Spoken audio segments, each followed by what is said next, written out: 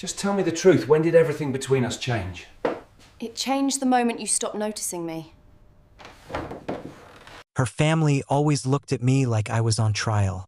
Smiles that never reached their eyes, handshakes held 1 second too long.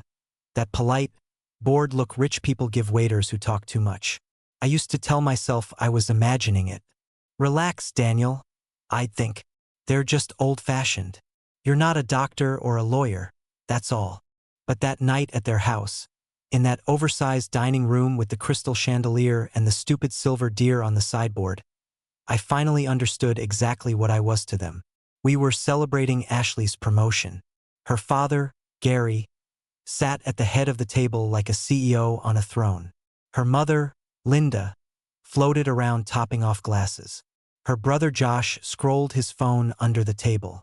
Ashley sat beside me, laughing too loudly at nothing, touching her hair every 5 seconds like she was rehearsing for a perfume commercial.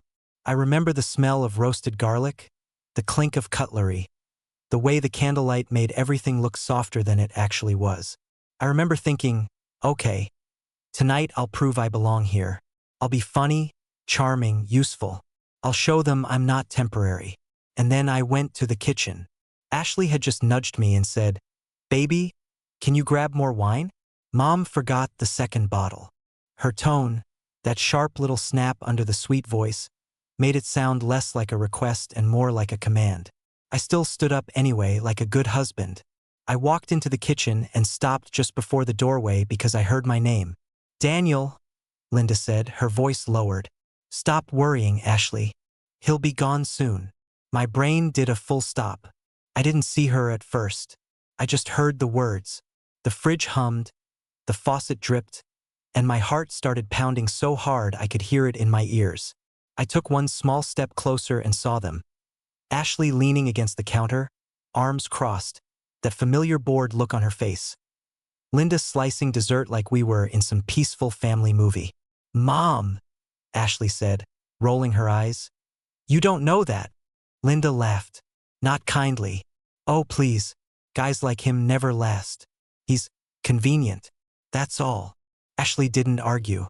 She didn't defend me. She didn't even hesitate. She just shrugged and said, "Yeah, I know." Right there, in that moment, something under my ribs cracked. It wasn't loud. It wasn't dramatic. It was just this quiet, internal snap, like a thread breaking. I'd always believed I was the husband, the partner, the man she chose. Standing there between the pantry and the fridge, listening to them, I realized I wasn't the husband. I was the placeholder. I must have made a sound because Linda glanced toward the doorway. Her eyes met mine. For half a second, her face froze. Then she did what she always did. Smoothed it over with a smile. "Oh, Daniel," she said, voice light and airy. "You scared me. Did you find the wine?" Ashley turned, saw me, and her expression didn't show guilt. Not shock, not regret, just irritation. Like I'd walked in and interrupted a conversation about curtains. "Baby, what are you doing?" she asked, eyebrows lifting. "You just standing there?" I don't remember how I answered. I know my mouth moved. I know I grabbed the bottle and walked back into the dining room. I know my hands were shaking so hard the cork almost snapped. What I do remember, perfectly, is the thought that slammed into me as I poured wine for her father. If I'm temporary to them, what am I to her? Up until then, the weirdness in our marriage had felt like static. Background noise I could ignore if I kept the TV loud enough. The late nights, the extra showers. The phone turned face down. The new perfume she got on sale but never wore around me. I told myself she was just stressed, busy, chasing her career. I told myself I was paranoid. I told myself I should be grateful. But once you hear your wife agree that you're convenient, gratitude dies fast. Back at the table, Ashley slipped her hand onto my thigh under the linen tablecloth, nails pressing into my leg like nothing had happened. Like she hadn't just nodded while her mother predicted my expiration date. "Relax," she whispered into my ear, breath warm against my cheek. "You look tense. Don't embarrass me. Don't embarrass her." I smiled mechanically because that's what placeholders do. We hold the picture steady while everyone else arranges the frame. Gary started talking about some investment. Josh laughed at a meme. Linda complimented Ashley's dress. And I sat there, nodding at the right moments, hearing none of it, replaying that kitchen scene on a loop. He'll be gone soon. He'll be gone soon. He'll be gone soon. The words echoed in my skull like a countdown I hadn't agreed to. And here's the thing about moments like that, they don't just hurt. They rearrange everything that came before them. Every weird look from her sister suddenly meant something. Every harmless joke about Ashley trading up someday wasn't just a joke. Every time she brushed off my questions with a roll of her eyes and a "God, Daniel, stop being dramatic." It all started to line up, piece by ugly piece. I didn't explode at the table. I didn't flip plates or scream or demand answers. That's what people expect in stories like this. Instead, I became very, very calm. Because if they already assumed I'd be gone soon, maybe it was time I found out why. So I watched her. I watched the way Ashley laughed at her phone when she thought no one was looking. I watched the way her eyes flicked to every notification, the way her fingers flew across the screen under the table. I watched her stand up from the table 3 times in 1 hour to check a work email, with her phone clutched in her hand. Every move she made that night was a clue I'd ignored before. Pre-injury bruises on a marriage I'd refused to examine. After dessert, Ashley leaned over and kissed my cheek. Her lipstick lingered like a brand. "Hey," she murmured. "I'm going to step out and take a call. Work stuff.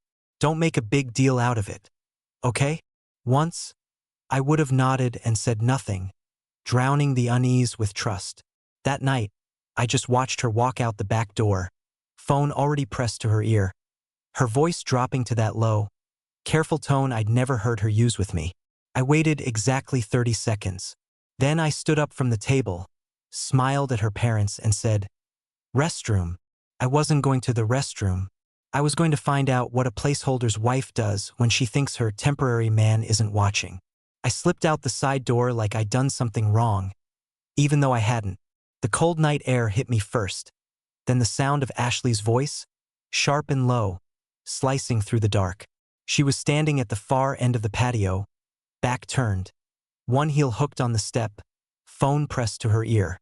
The fairy lights Linda loved so much cast this soft glow over her, like some fake angel in a catalog. "No, I told you he's here," she hissed. "Yes, him. My very patient, very boring husband." My chest tightened. She laughed quietly, a sound I'd never heard directed at me. "Relax, Tyler. He has no clue. He's still playing the supportive routine. Yeah, like a good little placeholder." Placeholder. There it was again. Same word. Same bullet, new angle. I stepped back into the shadows. "Tyler." I repeated that name in my head like a target I was lining up. "I said I'll stay over this weekend," she went on. "I'll tell him it's a work retreat. He'll swallow it. He always does." Silence from the other end. Then another giggle. "You're terrible. Stop. I'm literally at my parents' house. Yeah, my mom loves you. She says I deserve better." My heart didn't just crack this time. It flipped. Her mother knew him, loved him, thought I was the downgrade. Ashley paused, listening. "No, he's not going to suddenly grow a spine," she said, mocking my voice. "This is Daniel we're talking about. He's grateful I married him." Something inside me shifted from hurt to cold. I watched her, the way she tilted her head, smiling into the darkness. The way her free hand moved as she talked, like she was already somewhere else with someone else. "Anyway, I have to go," she said. "We're doing the whole happy family show. I'll text you when we're done." "Yeah. I miss you too." She hung up, took a breath, smoothed her hair, and in 3 seconds flat put on the innocent wife mask I used to fall for. Then she turned. I had a choice. Step forward and let her see me, or step back and keep listening. For the first time in our marriage, I picked me instead of her. I stayed hidden. She slid her phone into her clutch and took out another one. A second phone. Slim, matte black, no case, no stickers. The kind of phone you don't drop because you don't want anyone to see it. She checked something on it. Messages probably.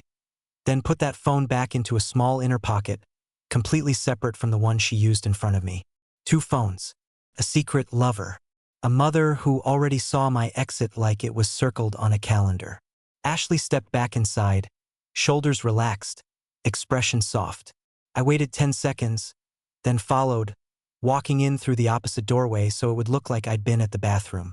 "There you are," she said, brushing my arm as she passed. "Took you long enough." "I didn't want to embarrass you," I said, testing the words. "You know how I am." She gave me that patronizing little smile. "Exactly. You know your role." My role. Placeholder. Background husband. The guy who pays bills while someone else makes her heart race. Back at the table, everything felt louder. Silver clanking, chairs scraping, Linda asking about our future plans. Gary grilling me about promotions I didn't have, Josh half listening to a podcast with one earbud. "So, Daniel," Linda said sweetly, "big changes at Ashley's firm. You must be so proud to support her career while she grows." Oh, I was proud, all right. Proud that I hadn't flipped the table yet. Ashley rested her hand on my arm, squeezing just a bit too hard. "He's my rock," she said, gazing at her parents, not at me. Always there. Always steady. Translation. Predictable, easy to manipulate, safe to lie to. I lifted my glass, my hand strangely steady now, because in that moment, the fear of losing her finally met something bigger. The question of whether I ever actually had her at all. I didn't know it yet, but that night was the last time I walked into her parents' house as her husband. The next time I walked in, I wasn't there to play my role. I was there to end it. The first real evidence showed up in my own house, in the one place she never looked, my routine. Ashley thought my predictability made me weak. What she didn't understand was that predictable people notice when something changes. The next morning, she was all sweetness and fake affection, like icing on a burnt cake. "Baby, I have that work retreat this weekend, remember?" she said, pouring coffee, not looking at me.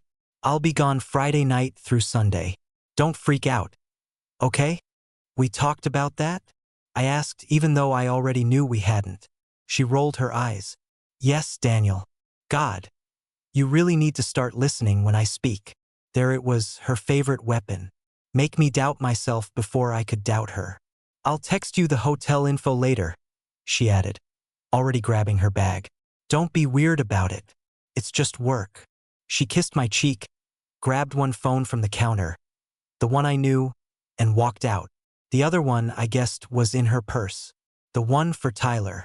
As soon as the door closed, I sat at the table and stared at the untouched second coffee cup she'd set down like a prop. The silence in the apartment felt heavy, like it knew more than I did. I opened my laptop and logged into our phone account. We shared a plan. I paid the bill. She used to joke, "See? You're good for something." The call log loaded. I scrolled. Her number, my number, her mother, her office. Normal, normal, normal. Then a pattern. One number appeared again and again, late nights, lunch breaks, random 5-minute calls stacked back to back. No name, just digits. Always outgoing from her line. Rarely incoming. I copied the number, pasted it into a search bar, and hit enter. My pulse thudded in my ears. A LinkedIn profile popped up first. Tyler Cooper, Senior Account Director, Ridgeview Marketing. Smiling, square-jawed, the kind of guy Ashley's parents probably imagined for her. Expensive suit, confident smirk. Charity photos with his arm around important people. Then an Instagram, private, profile picture. Tyler at a rooftop bar, city lights behind him. A woman's hand just visible on his shoulder. Manicure I recognized. French tips Ashley had gotten for professionalism. My stomach dropped. I clicked out before I threw the laptop. Lunch that day tasted like cardboard. I sat in my car outside my office and scrolled our shared calendar instead of eating. Ashley had a strategy offsite blocked off for the weekend. Location, TBD. No hotel name, no address, just vague corporate nonsense. I switched tabs, opened my email, and typed into the search bar, Ashley flight confirmation. Nothing. Ashley hotel confirmation. Nothing. Ashley was meticulous with business travel. Confirmation numbers, receipts, PDFs with every detail. But for this retreat, there was nothing. That's when another thought hit me. Fresh and mean. If she's lying to me, is she lying to work too? I didn't want to blow up her job, but I needed the truth more than I needed to protect her lies. I stared at her company's name in my contacts, thumb hovering. Then I took a breath and called the main office line. Ridgeview Marketing, this is Jenna. A bright voice answered.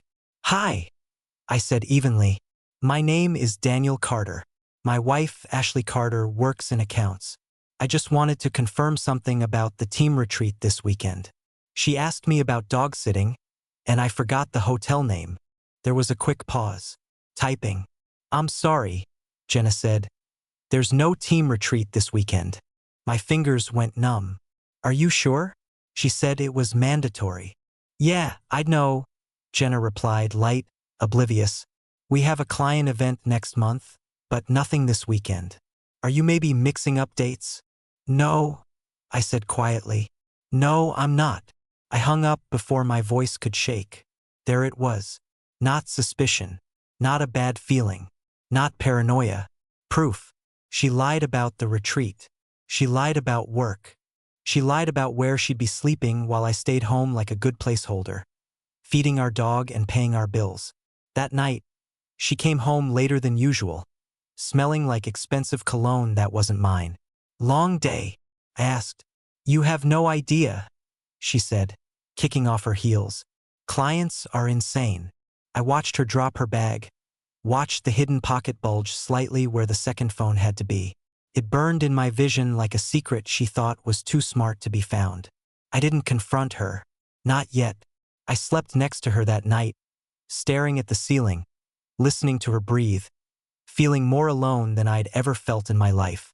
Because discovering the truth doesn't free you. First, it traps you in a decision you don't know how to make. The weekend arrived like an appointment with a firing squad. Friday afternoon, Ashley stood in the hallway, suitcase by the door, dressed in her favorite professional but hot outfit. Fitted blouse, tailored pants, the necklace Tyler had recommended she buy, according to the receipt I'd once seen. Okay, she said briskly, checking herself in the mirror. I'm heading out. Don't blow up my phone. Reception is always trash at these things. Where is it again? I asked, leaning on the doorframe, acting casual. She didn't miss a beat. Some lakeside resort. I sent you the info, remember? No, she hadn't. Right? I said. What's it called? I forgot. She sighed like I'd asked her to do math. Daniel, I don't know. It's in the email. You'll live one weekend without knowing my exact location. Okay? If she was gonna lie, she'd picked the wrong husband to lie to this time. Because there was one thing she'd forgotten. Placeholders see everything. We're the background that never stops watching. Just be safe, I said, stepping closer, studying her eyes. You know how those work retreats can get. She froze for half a second. It was small, but it was there. A flicker in her gaze, a tiny glitch in the performance. What's that supposed to mean? She asked slowly. It means, I said, choosing my words carefully, you're important to me. I don't want anything unexpected to happen. She stared at me, then laughed. Not the soft laugh she used at brunch. A sharp, mocking one. God, you sound insecure, she said. This is exactly why I don't tell you everything. You dramatize. She grabbed her suitcase handle like she was grabbing a weapon. Enjoy your weekend as a hero, I said quietly. Saving the world from strategy slides. She blinked, thrown off rhythm by my calm. Right? Whatever. I'll text you when we get there. She kissed my cheek. It felt like a signature on a forged document. When the door closed, the apartment felt strangely bigger. Empty, but not in the way it used to be when I missed her. This was a different kind of empty, like a stage after the wrong play finished. I waited exactly 15 minutes. Then I picked up my keys. 2 hours earlier, I'd done something she never expected. I placed a small tracker in her suitcase lining while she was in the shower. Not because I wanted to be controlling, because she'd already removed my right to trust her. All that was left was reality. Now, I opened the tracking app and watched the dot move across the city map. Not toward a lakeside resort. Not toward any hotel I recognized. Straight to the other side of town. Toward a high-rise building I'd seen once on Tyler's LinkedIn banner. Ridgeview Towers. I stared at the screen as the dot stopped, pulsed, and stayed in place. No retreat. No lake. No company off-site. Just her. Him. And a rented apartment if I had to guess. I sat there for 10 minutes, listening to the clock tick, feeling my heartbeat sync with the little blinking dot. Then I picked up my coat, because placeholders stand still. Husbands who finally see the truth start moving. I drove like a man who wasn't sure if he wanted the truth or wanted to outrun it. Rain spit against the windshield, streetlights flickered across the hood, and every turn felt like another step toward a cliff I couldn't unwalk. Ridgeview Towers stood like it knew secrets. Glass, steel, smug architecture, the kind of place built for people who think rules are decorations. The lobby looked like a hotel that forgot to be humble. Marble floors, fake smiles, security guards who pretended not to stare.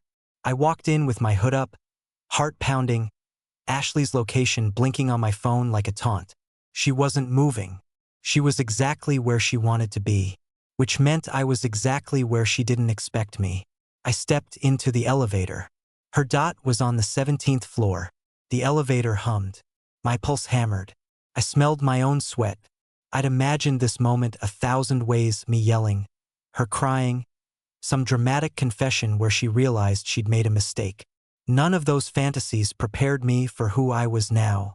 Someone who wasn't wondering if his wife betrayed him, only what version of betrayal he was walking into. The doors opened with a soft chime.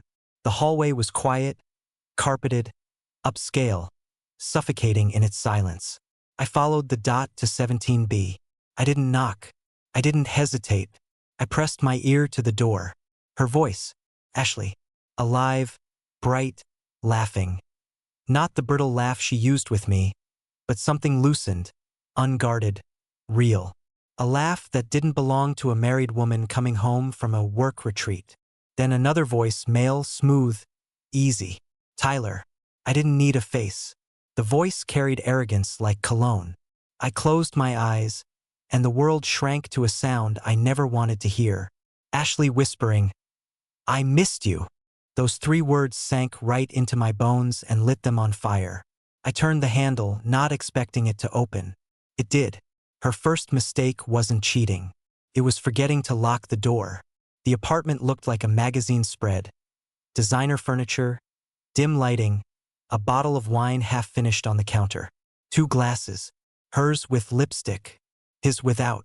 Ashley was in the living room, curled against Tyler's chest, barefoot, hair down, shirt unbuttoned enough to show skin she always claimed was too tired to share with me. She didn't notice me at first. I watched her tilt her head back, Tyler's lips brushing along her neck, her fingers sliding under his shirt like she owned him. He murmured something I couldn't hear. She giggled again. And then she saw me, not through sound, not through instinct, through the mirror behind Tyler's head. Her smile died first. Then her hands froze. Then her entire face rearranged into something I had never seen before. Not guilt, not fear, not shame, annoyance, like I'd walked in during the wrong scene of her play.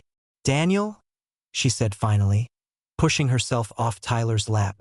"What are you doing here?" "What am I doing here?" That's what she asked me? Tyler stood up, adjusting his shirt, sizing me up like I was a stray dog that wandered into the wrong yard.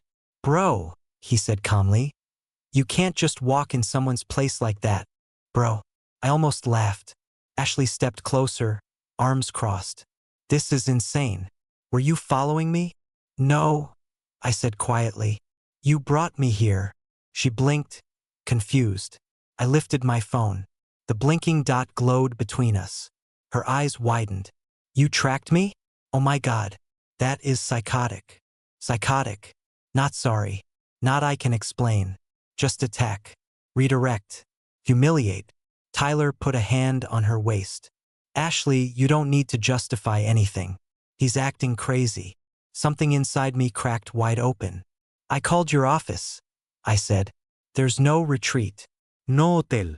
Just this. You. Him. She scoffed. Daniel, grow up. Our marriage has been dead for months. You're just slow to accept it. Isterte her. Then why not leave? Her answer was a dagger. Because placeholders don't get to choose when they're replaced. Tyler smirked. Linda's voice echoed through my skull. He'll be gone soon. Ashley wasn't cheating. She was transitioning. I wasn't losing my wife. I was being phased out like outdated software. Ashley reached for Tyler's hand, lacing her fingers with his like it was the most natural thing in the world. You should go, she said flatly. This isn't your space anymore. I looked at her, really looked at her, and realized something terrifying. The woman I married never existed. The real Ashley had been waiting for this moment, waiting for him, waiting for me to walk out so her story could continue without the placeholder. But placeholders have one last purpose. We leave differently than we arrived. I didn't yell. I didn't cry. I stepped back, nodded once, and said the first honest sentence of our marriage. This ends with me, not with you. Her eyes flickered, not afraid, but surprised. That meant I still had something she hadn't accounted for, a version of myself she'd never met. I didn't drive home right away. I sat in the parking garage, engine off, rain hammering the windshield like it wanted me to choose something. Vengeance, despair, oblivion. My hands trembled on the steering wheel, not from fear, but from clarity. Ashley thought betrayal was the end of me. She had no idea betrayal was the beginning. I stared at my reflection in the rearview mirror. Same eyes, same face, same man, except now something had shifted behind the pupils. A new version of me had crawled out from under the rubble she created. A man who didn't need to ask permission to exist. My phone buzzed. A text from Ashley. Ashley, you better not show up again. Don't make this harder. Harder? She was lounging with another man while using my name on her mail, my income for her lifestyle, my loyalty as her alibi. I didn't reply. Silence was my first act of rebellion. I drove home in a trance. Every object in the house looked different, as if betrayal had rewired the lighting. The wedding photos suddenly looked staged. Her favorite mug, the one she never washed, looked like a trophy I never earned. The throw blanket she insisted on buying now felt like a lie woven into fabric. But nothing hit harder than the closet. Her side was overflowing. Designer clothes, shoes she swore were on sale, jewelry I couldn't afford but somehow kept appearing. My side looked like a guest room. I laughed, soft, broken, then louder, almost hysterical. The sound startled me. It didn't sound like me. It sounded like someone else, someone done pretending. I grabbed a duffel bag and started packing. Not my clothes, hers. Every lie she wore. Every receipt of disrespect. Every piece of evidence of who she really was. Shoes, dresses, makeup, lingerie I'd never seen her wear for me. The kind meant for someone she cared about impressing. I stuffed it all into the bag until it strained at the seams. Then I tossed it into the hallway like a corpse waiting for identification. Next, I opened her desk drawer. The second phone was there, charging. I stared at it. The gateway to her other life. The life where I was a punchline. I unlocked it easily, same birthday passcode she thought was sentimental. Messages flooded the screen. Tyler, miss you already. Ashley, he looked like a kicked puppy. He'll leave soon. Tyler, he's not your problem.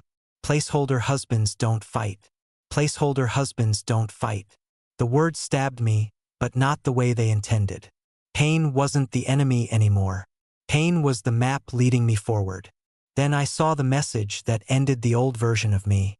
Ashley, my mom says we should time the divorce around bonuses. No point leaving money on the table. Money, that's all I was. A financial runway, not a man, not a partner. An ATM with emotions she didn't have the decency to pretend to respect. I put the phone down gently, not because I was calm, but because rage handled recklessly leaves fingerprints. I wasn't going to leave fingerprints. Instead, I sat at my desk and opened our joint accounts. I wasn't impulsive. I wasn't loud. I was surgical. Every password she never bothered changing, every account she assumed I wouldn't check. I accessed all of it. And that's where the final insult lived. She had opened a savings account 2 months ago. Not in her name, in both of ours. Except every deposit came from my paycheck, and every transfer went to something labeled New Beginning Fund. My laugh this time wasn't broken. It was cold, calculated. She was saving my money to finance a life without me. That wasn't betrayal. That was strategy. I closed the laptop, exhaled slowly, and felt something inside me lock into place. Like a gear finally finding the right teeth. Ashley thought betrayal made her powerful. But betrayal doesn't give power. It reveals who already had it. I looked around the house. Our house. Realizing something life-changing. She planned to leave me after extracting everything she could. But she forgot the most important rule of using someone. If they wake up before you finish, you become the prey. I checked the time. She wouldn't be home for hours. Good. I needed exactly that long. Not to destroy her. To replace my role in this story. If I wasn't the placeholder anymore, I needed to decide who I was going to be next. By Sunday evening, the house didn't look like our home anymore. It looked like a crime scene, not of violence but of revelation. Every lie she'd told, every manipulation she thought was invisible, was laid out like evidence waiting for a jury. I sat at the dining table, calm, composed, sipping tea. Not alcohol, not rage, just clarity. The duffel bag with her things was placed neatly by the front door like a goodbye note. The tracker app still showed her location at Ridgeview Towers. At 10:42 p.m., her dot began moving toward me. She was coming home. The irony nearly made me smile. She thought she was returning to the fool she left behind. Someone who would cry, beg, or cling. She had no idea she was walking into a version of me she'd never prepared for. The lock clicked. Her heels tapped lightly, confidently. She pushed the door open without hesitation, expecting darkness.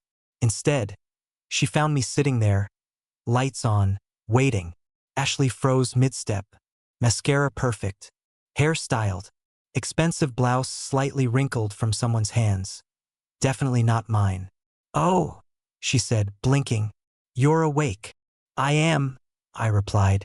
My voice was steady, almost pleasant. That scared her more than shouting ever could. She set her purse down, eyeing the duffel bag. "What's that?" "Your things," I said. "I packed everything you'll need for your new beginning." She flinched at the word. New beginning. Her phrase. Her secret plan. She hadn't expected to hear it out loud. "What are you talking about?" she asked, a brittle edge creeping into her voice. "You know exactly what I'm talking about, Ashley." I leaned back in the chair. "Let's skip the acting. You've been rehearsing lies for months. You must be tired." Her jaw tightened. "Are you seriously still on this paranoia? Daniel, you need help." "Help?" I raised an eyebrow. Interesting choice of word. Is that what Tyler suggested? Her eyes widened like a shutter snapping open. "There. The first fracture. You broke into my privacy," she snapped, trying to regain footing. "You tracked me. That's illegal." "You cheated," I said. "Not illegal, but definitely less flattering." She crossed her arms. "Our marriage was over long before Tyler. You just didn't want to see it." "No," I corrected. "It was over the moment I realized I was your business plan." She blinked, confused. I slid her second phone across the table. She didn't touch it. "You went through my phone?" she whispered. "I went through the inventory of a life I funded," I said. "And I found invoices." Her face drained of color. "Let me guess," I continued. "The plan was, stay married until bonuses hit, collect what you could, then pivot into a better-looking upgrade with a man your family actually approves of." She didn't deny it. She didn't apologize. She smirked. "That's life, Daniel." She said it like a proverb, like betrayal was weather. "You were never supposed to know," she added, almost annoyed. "You were supposed to fade out quietly." There it was, the thesis of her entire existence. "You underestimated one thing," I told her. Placeholders learn more than you think. We learn the structure, the timing, the leverage. Leverage? She repeated, suddenly cautious. Oh yes. I stood slowly. I checked the accounts today, the shared savings, the transfers, the fund you built using my income. Her lips parted. She wasn't used to being caught. She was used to orchestrating exits. You can't touch that money, she said, voice tight. I didn't touch a cent, I said. I closed the account. Her breath hitched. All funds, I continued, were legally transferred. But not to me. Her eyes sharpened. To who? To the IRS, I said calmly. Under suspicious activity. They tend to take interest when married people build secret accounts with unexplained movement. Silence. Cold. Absolute. Ashley opened her mouth, but no lie came out. Her brain was still buffering. You set me up? She whispered. No, I said. You set yourself up. I just turned on the lights. Her mask slipped, and for the first time, I saw what she really was. Not a villain, not a mastermind. A gambler who finally realized the table wasn't rigged in her favor. You ruined everything, she hissed. No, I corrected again. I ended everything you were counting on. Her voice cracked, not with sadness, but panic. What am I supposed to do now? I walked to the door, picked up the duffel bag, and handed it to her. Whatever you want, I said. Just not here. Ashley stared at me like she didn't recognize the man in front of her. Good. That meant I was finally real. She grabbed the bag, stormed out, and slammed the door so hard a picture frame rattled on the wall. I didn't flinch, because the placeholder didn't just leave the story. He rewrote the ending. The silence after she left wasn't peaceful. It was surgical. Sharp. Clean. Like someone had removed a tumor I didn't realize was killing me. The house didn't feel empty. It felt mine for the first time. No perfume that wasn't for me. No fake affection lingering in the air. No footsteps of someone rehearsing her exit strategy while using my life as a rehearsal stage. I sat down at the table, hands still, breathing steady. The man who had walked into Ridgeview Towers on Friday night was dead. In his place stood someone Ashley couldn't predict, manipulate, or measure. You don't come back from hearing the truth of your own worthlessness spoken casually by the person you swore your life to. You don't unhear her mother's voice saying, "He'll be gone soon." You don't forget the way your wife smirked and agreed, as if you weren't a husband, but a placeholder filling time until the casting director found someone better. But here's the twist. I wasn't gone. They were. And they left without taking the one thing they thought they owned. My future. The following weeks were a strange kind of awakening. Grief didn't hit me like everyone warned. It didn't crush me. It didn't hollow me out. It sharpened me. The shock faded first. The heartbreak dissolved next. The anger lingered the longest. Not the screaming kind, but a cold, focused anger that builds discipline. Betrayal has a strange power. It forces a man to meet himself without distraction. I started noticing things, patterns, habits, truths I'd ignored. Ashley never respected me because I respected her more than myself. Her family mocked me because I let their opinions matter. Tyler looked down on me because I didn't know my own worth. A placeholder doesn't become one by accident. He volunteers for the position. I'd spent years being grateful to be chosen instead of choosing myself. I held on to scraps of affection like they were proof I deserved a seat at the table. I mistook tolerance for love. And in doing so, I gave Ashley the blueprint for replacing me. She didn't destroy me. She revealed me. The divorce filings arrived 3 weeks later. She tried calling first, 5 missed calls, 2 voicemails, escalating from "we need to talk" to "you owe me this conversation," and finally to "you're being immature." I never responded. Empty people rage when ignored. Eventually, she sent an email through her lawyer demanding access to the savings account I'd reported. She wrote, "You ruined my future." I stared at the line for a long time. Then I laughed. Her future was built on a graveyard of my sacrifices. What she called ruin, I called closure. I didn't reply. Silence was still my greatest weapon. The official divorce papers arrived 2 days later. Dissolution of marriage due to irreconcilable differences. That phrase doesn't tell the truth, but it tells the story the world understands. No arrows, no blood, just a signature. I signed without hesitation, because sometimes the bravest act in a man's life is not fighting for someone who never fought for him. It's walking away before he forgets what he looks like without them. People ask what I learned. Here's what matters. 1. Never confuse longevity with loyalty. Time doesn't equal love. Sometimes it only equals tolerance. 2. Affection without respect is decoration. Beautiful, flattering, temporary. 3. If someone treats you like you're replaceable, replace yourself with someone better. Yourself. 4. Betrayal doesn't break a man. It introduces him. I met myself the night she tried to erase me. Ashley wanted a clean transition. Instead, she triggered an evolution. She assumed I'd disappear quietly.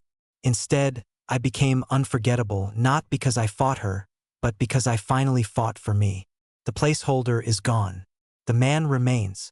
And if you're reading this, if you've ever felt like the temporary character in your own marriage, remember, you are only a placeholder as long as you agree to stay where someone puts you. Stand up once, and you rewrite the script. This isn't the end of my story. It's the beginning of the part Ashley never got to be in. The part where the man she underestimated becomes the man she can never replace. The husband she never deserved became the man I finally earned.